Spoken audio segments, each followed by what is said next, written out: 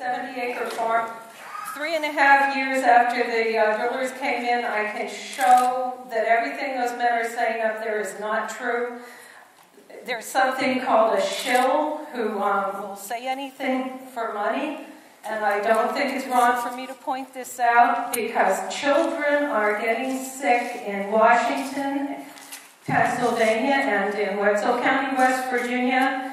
And they do not have alternative water sources, and their wells are contaminated. With this because we started to notice something to go wrong with our water, and so I put some samples into our analytical lab and had them analyzed on that GC mass spectrometer, perch and trap GC mass spectrometer, where we look for volatile organic hydrocarbons. This was a certified lab. Although these tests could not be used in court, we did pass the evidence on to the EPA and asked them to look at them. What we found were a lot of chemicals such as xylene, acetone, benzene, toluene, acrylonitrile, and just a whole bunch of long-chain hydrocarbons and aromatic hydrocarbons. We found this in our well.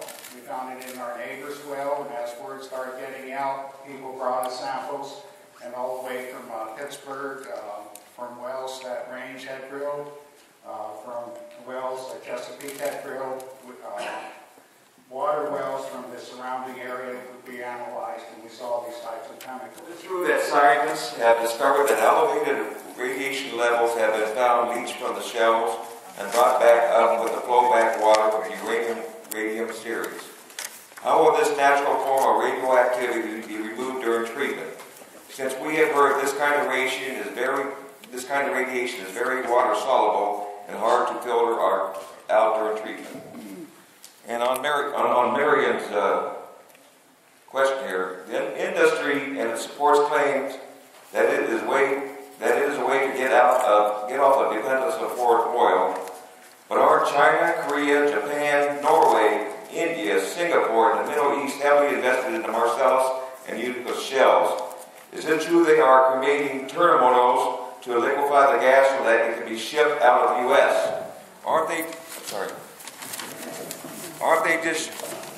just using country taking our natural resources while we could be left holding the bag, contaminated air, water supplies, and foresting land?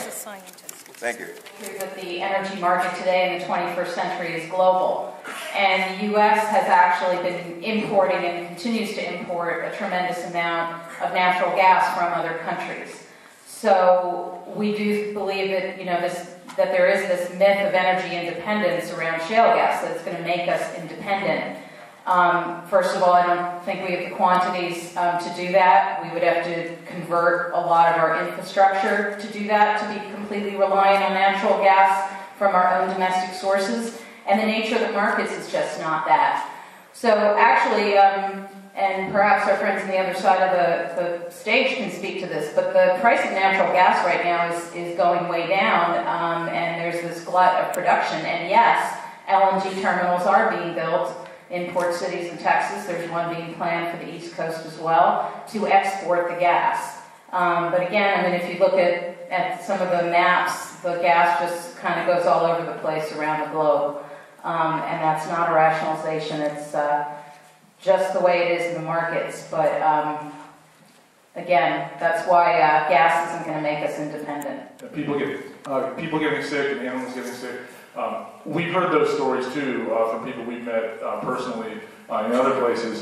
Julie Soundner in Dimmock, Pennsylvania, said she became sick after their water was polluted by gas drilling. We met a couple in Jackson County, West Virginia, who said that they became sick after there were 3 wells drilled on their property. Dennis and Tammy Hagee were their names, and I'm sure they'd be happy to talk about their experience. I have a photo of them here standing in front of their beautiful home in the woods in West Virginia, where they no longer live because they can't drink the water there. They sent water home with their son, who lives in Columbus, Ohio, and he said after a while, "Mom, you've got to stop sending water home with me because it's making me sick." Their neighbor had about 70 chickens that died. Goats, rabbits died. They were perfectly healthy before the drilling started. He and his family said they became sick after the drilling, and then they became better after they switched to drinking bottled water. So these are common. And I'll just say one quick thing about benzene in the water. Our organization has studied a class of chemicals that companies use in their hydraulic fracturing fluids called petroleum distillates.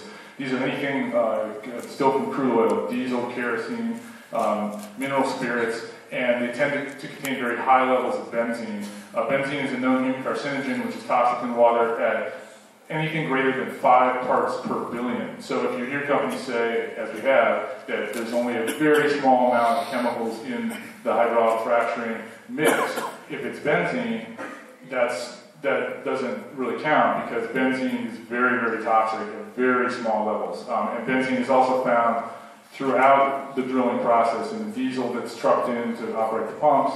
It's naturally occurring. It comes up with the gas in a liquid hydrocarbon called condensate. There are a lot of different ways that benzene can get into your water through natural gas drilling. That's why it has to be done carefully and not near water supply.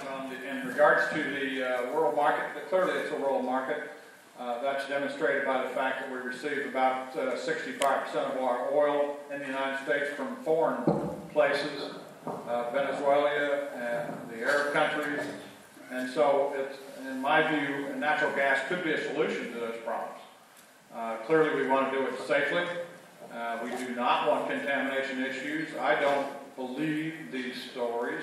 I don't believe that they have been scientifically based, or a background, or at least a lab study that proves that these issues. Now, I'm not saying that there aren't problems out there, and they're not bad operators. That's a possibility exists. That's why you want to go and deal with a good operator. I think it's important that you do so. But the intent of this meeting was: is hydraulic fracturing, does it contaminate fresh water? And there's not been a proven case that that's happened in the United States in 60 years and 1 million wells that have been fractured. That's a fact.